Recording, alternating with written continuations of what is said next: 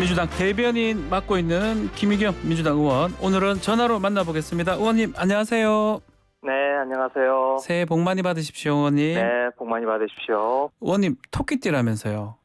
아, 네. 맞습니까? 우리 박 변호사님도 토끼띠입니다. 토끼신가요? 아, 저도 토끼띠입니다. 예. 아, 네. 어떻게 하셨죠? 띠동갑이시네요. 예. 동갑은 아닙니다. 예, 동갑은 아닌데. 띠동갑이요, 띠동갑. 예, 띠동갑이 될 것 같습니다. 예. 네, 우리 올 한 해도 토끼처럼 깡총깡총 예. 열심히 뛰어봅시다. 예, 알겠습니다. 자, 김의겸 의원님은 지금 뭐 대변인 하고 있지만 예전에 기자도 했고 청와대에서도 대변인 또 하셨지 않습니까? 윤석열 대통령 신년사 형식, 이 내용, 특히 조선일보하고 단독 인터뷰 이 부분 좀 유심히 봤을 것 같아요. 어떻습니까? 네. 일단 신년 기자회견을 건너뛰고 이렇게 언론과 인터뷰, 네. 특히 이 특정 언론, 네. 조선일보하고 인터뷰를 했다는 것 자체가 대단히 이례적이죠. 이런 형식을 취한 게 처음인 것 같은데, 네. 지금 조선일보는 뭐 온 국민이 다 아다시피 뭐 친정부 여당지 이렇게 네. 평판이 나 있는 언론 아니겠습니까? 그 5개 면에 걸쳐서 대대적으로 보도를 했던데, 네. 그 인터뷰를 한 기자들을 보니까 뭐 편집국장부터 정치부장, 사회부장, 경제부장 총 출동을 했어요. 네. 조선일보의 얼굴들이 다 출동을 한 건데 내용을 보면 대단히 실망스럽습니다. 내용도 이건, 실망스럽다. 예. 네, 태권도로 치면 뭐 다 짜고 치는 이 약속 대련 것 같은 건데, 예. 제가 가장 실망스러웠던 것은 예. 이게 지금 2시간이나 인터뷰를 했기 때문에 얼마든지 궁금한 것, 국민들이 알고 싶어하는 것들을 물어볼 수 있는데 네. 그냥 수박 거달기로 지나간 부분들이 많았어요. 그 중에서도 제가 실망한 부분은 어떤 부분이죠? 이태원 참사 부분인데, 이태원 참사 부분에 대해서 질문을 하니까 예. 윤석열 대통령이 뭐라고 답변을 하셨냐면, 아니 뭐 책임을 물을 게 있어야 묻지. 네, 이런 식의 답변을 했단 말이에요. 예. 그러면 기자라면 그 뒤로 아니 지금 국정조사에서 지금 많은 일들이 밝혀지고 있고, 특히 지금 이상민 장관의 책임에 대해서는 온 국민의 관심사 아니겠습니까? 예. 그러면 이상민 장관이 책임이 없다는 거냐? 라는 식으로 추가 질문을 할 수 있어야 되는데, 그냥 그 답변 듣고 예.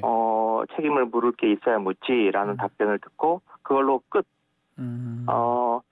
저는 이거 유가족들이 어떤 입장이실까? 예. 대통령께서 인터뷰를 했다니까 뭐 이 희생자들에 대해서 뭐라고 말씀하셨나 얼마나 궁금해서 찾아봤겠어요. 예. 그런데 이렇게 그걸로 그냥 끝 하고 넘어가 버리니 그분들 실망하는 모습이 눈에 선합니다. 네. 지금 내용을 좀 말씀하시니까 하나 더 여쭤보면, 지금 미국하고 지금 공동 핵에 대한 연습이나 기획 이렇게 개념이 있다라고 언급을 또 논의를 하고 있다고 얘기를 했는데, 네. 바이든 대통령이 지금 휴가 복귀하면서 뭔 소리 네. 하냐, 그런 거 없다, 노 이렇게 네, 얘기를 네, 했거든요. 그런 부분 우리가 어떻게 봐야 됩니까? 그래서 저도 출근길에 그 기사를 봤는데, 이게 조선일보 일면 톱으로 실린 말하면 그러니까요. 2시간 동안의 인터뷰에서 가장 중요하다고 해서 예. 일면 타이틀로 예. 뽑힌 게 이 핵전력 한미 공동기획이었어요. 예. 그런데 바이든 대통령이 그냥 한마디로 노 하고 묵살을 해버렸는데, 왜 그랬을까 생각을 해보면, 물론 윤석열 대통령과 바이든 두 정상 간의 이 이야기가 되지는 않았을 겁니다. 네, 네. 아마 그 아주 실무 단계에서 초기에 논의를 시작한 거 아닐까? 라고 보는 게 좀 합리적일 것 같아요. 초기 논의일 것이다. 예. 네, 실무 단계에서 실무진들이 아주 초기에 논의를 하는 정도 아니었을까? 예. 그러면 이건 사실 대통령이 그 또 신년 기자회견을 대신하는 인터뷰에서 이야기하기에는 아하. 아직 성숙되지 않은 아하. 몰입지 않은 이야기인데 예. 대통령이 먼저 이야기를 꺼낸 거죠. 우리 윤석열 대통령이. 그러면 대통령이 정확한 상황을 모르고 인터뷰를 했다 이렇게 봐야 되는 겁니까? 그럴 수가 있는 겁니까? 예. 그것보다는 성급했다라고 저는 생각을 합니다. 성급했다. 말하자면 실무진에서 예. 실무자들이 현재 이런 논의가 막 시작됐습니다. 뭐 이렇게 했는데 예. 그러면 이제 그걸 좀 지켜봐야죠. 미국의 입장이 어떤 건지. 네. 미국의 입장이 지금 말하자면 바이든 대통령 같은 경우에 노라고 할 정도면 예. 미국이 우리나라와 이 핵 훈련, 핵 연습을 하기에는 지금 한반도 상황이 너무 위험하다라고 충분히 판단할 수 있지 않겠습니까? 그렇죠. 예. 그러면 우리나라 대통령이 그 이야기를 해서는 안 되는 거죠. 무르익기 전까지는. 네. 그런데 아마도 제가 왜 이야기를 했을까 생각해보면 그 지금 뭐 무인 항공기로 지금 우리나라 하늘이 뻥 뚫리고 이 안보 문제에 대해서 뭔가 좀 취약점이 드러나고 아하. 또 북한이 저 미사일을 쏘고 예. 이러니 뭔가 좀 국민들에게 뭔가 대안이 있다. 라고 하는 것을 좀 과시하고 싶었던 거 아닌가. 네. 그렇게 해석이 됩니다. 과시를 하려고 했을 것 같다. 뭐 이렇게 신년사로 대신했고 또 특정 매체하고만 이제 단독 인터뷰를 지금 한 모양새인데 또 대통령실에서는 모멘텀이 있다 그러면 다른 매체하고도 인터뷰를 하겠다 이렇게 밝히더라고요. 이런 부분 어떻게 보십니까? 네, 한번 그건 지켜보겠습니다. 예, 지금 지켜보시겠다. 예. 중요한 것은 네.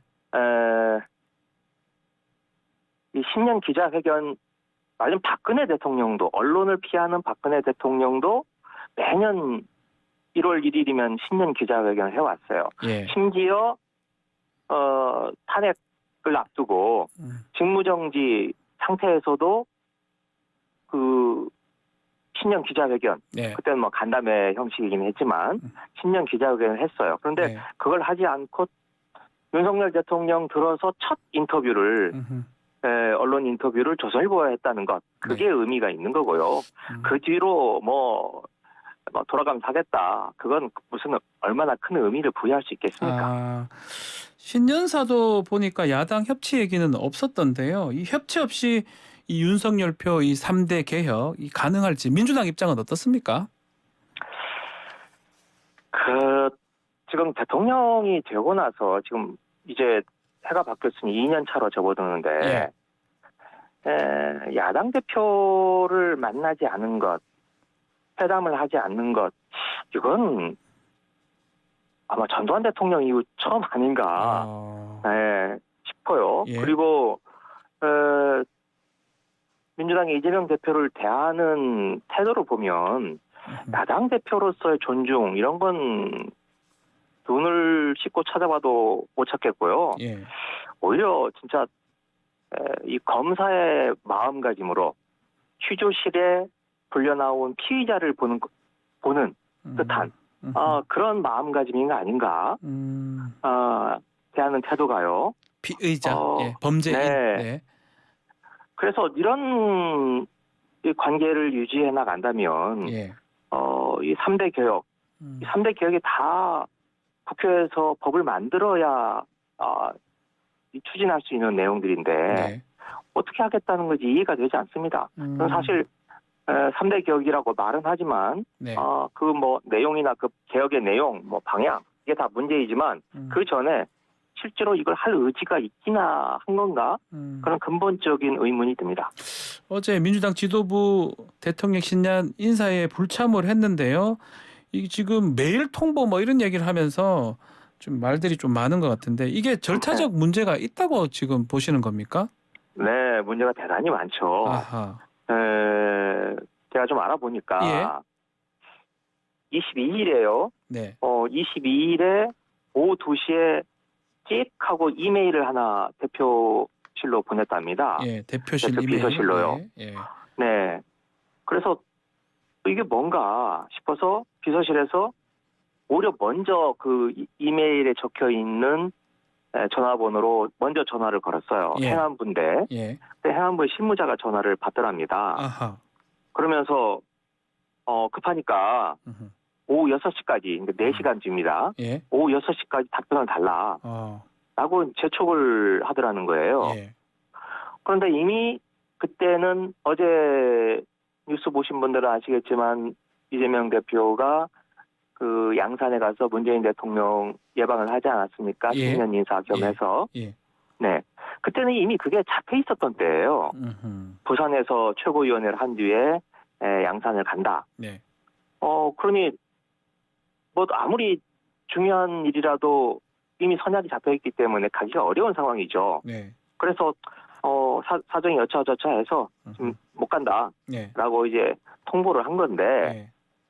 이걸 가지고 뭐 또 여당 대변인이 뭐 여러 가지 험한 말들을 했던데요. 일단 이렇게 하는 것 자체가 예. 말하자면 지금 대통령실에서 야당 대표를 초청하는데 이렇게 이메일 하나 찍 보내고 그리고 4시간 전에 보내면서 빨리 답변을 해달라 라고 하는 것 자체가 이건 예의나 무슨 관례를 따지기 이전에 기본적인 도리가 아닌 거죠. 통상은 어떻게 야당 지도부 초청할 때 어떤 절차를 거치는 겁니까? 대개는 네. 그 지금으로 용산으로 치면 용산 대통령 집무실에 정무수석이 있지 않습니까? 정무수석이 예. 네. 예. 정무수석이 제대로 된 초청장을 가지고 네. 야당 당사나 이 당 대표실로 찾아와서 예방을 해서 한다. 건네면서 예. 참석을 해달라고 요청을 하는 게 통상적인 관례죠. 그럼 이정미 대표한테는 어떻게 했을까요? 이정미 대표는 지금 갔더라고요. 글쎄요, 뭐 제가 정의당 사정까지는 잘 모르겠습니다만은 이정미 대표께서는 아마 언론을 보니까 그 난소공을 들고 가서 책을 가져갔더라고요. 대통령에게 그 약한 자들에 대한 배려를 간곡하게 또 따끔하게 얘기를 하셨던데 그렇게 좀 전달하고 싶은 꼭 하고 싶은 얘기가 있으셨던 것 같습니다. 자, 그러면 지금 우리 김우겸 의원님 말씀에 따르면 좀 이렇게 했다, 뭐 그래도 초청했다 이렇게 보여주기식이 좀 컸다 이렇게 해석을 하시는 거네요. 그러니까 최소한의 안 보낼 수는 없으니 뭐 이런 뭐 올 테면 오고 말라면 말아라 이런 태도 아니었을까요? 그러니 이건 뭐 제가 정무수석까지는 바라지 않습니다만은 용산 대통령실에서 그래도 책임 있는 분이 요청을 해야 되는 건데 그야말로 실무를 담당하는 행안부에서 냈다는 거네요. 네, 행안부랍니다. 행안부에 실무자가 이메일을 보냈다는 거고, 이메일을 보냈고, 그리고 전화를 먼저 한 것도 아니고, 그냥 이메일만 톡 오니까, 이거 뭐지? 싶어서 대표실에 있는 우리 당직자가 먼저 궁금해서 이제 거기에 적혀 있는 전화번호로 전화를 했더니 이제 행안부의 실무자가 받으면서 받더라는 거죠. 그러면 이게 공문 형식으로 왔던가요? 아니면 그냥 연락 좀 달라는 식으로 4시간 이후에 이렇게 왔던가요? 네, 이메일로 공문을 이메일로 보낸 거죠. 공문을 이메일로 보냈고 시간 정해서. 마음에 걸렸던가 봐요. 이제 못 간다라고 하고 그러니까 행안부에서도 뭔가 좀 결례인 것 같고 마음이 안 좋았는지 못 간다라고 얘기를 하니까 사흘 뒤인 26일에 26일에 그 행안부 이번에도 행안부 직원이 이제 초청장을 들고 그 이후에는 당으로 다시 찾아왔다랍니다. 알겠습니다. 자, 1월 임시국회 지금 얘기가 좀 되고 있는데 지금 국민의힘에서는 이재명 대표 또 노웅래 의원 방탄 아니냐 이렇게 보고 있더라고요. 어떻게 보십니까? 일단 지금 제일 시급한 게 지금 이태원 참사 국정조사죠. 지금 한 40일 이상 하도록 되어 있었는데 예산 처리가 늦어지면서 지금 제대로 조사를 지금 못 하고 있어요. 많은 어려움을 겪고 있습니다. 또 정부 여당이 협조를 해주지 않고 그게 지금 1월 7일에 1월 7일이니 지금 며칠 안 남았습니다. 다 됐습니다. 종료하기로 돼 있어요. 1월 7일 국정조사가 종료될 수 있습니다. 네네. 그러니 이걸 최소한의 기간이라도 연장을 해서 청문회도 해야 되고, 뭐 이 국정조사 지금 150명이 넘는 생태 같은 죽음을 희생을 당했는데 이에 대해서 뭐 최소한의 건 해야 되지 않겠습니까? 그래서 이 국정조사 연장을 위해서라도 지금 1월 국회가 있어야 되는 거고요. 그리고 지금 지난해 지금 화물연대 안전운임제 문제로 굉장히 시끄럽지 않았습니까? 그런데 이게 12월 31일로 일몰이 돼버렸어요.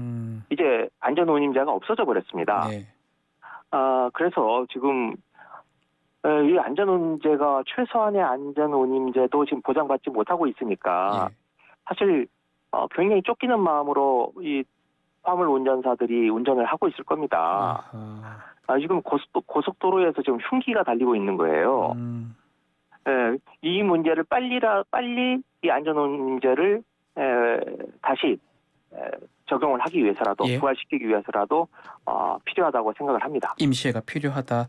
알겠습니다. 자, 어제 한동훈 장관이 민주당하고 지도부를 겨냥해서 공당의 뇌물범죄 비호는 괴이할 뿐이다라고 얘기했습니다. 특히 돈봉투 부스럭거리는 그 소리 녹음 관련된 이거에 대해서 민주당 지도부가 비판을 하자 나온 얘기인데 이 부분은 어떻게 들으셨습니까?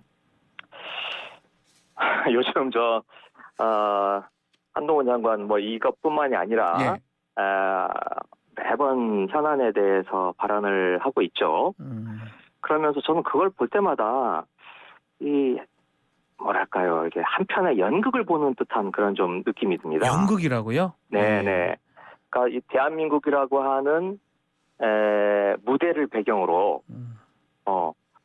그 무대에서 이 연기를 하는 건데. 중요한 게 그 연극에서 중요한 게 희곡 아니겠습니까? 대사인데.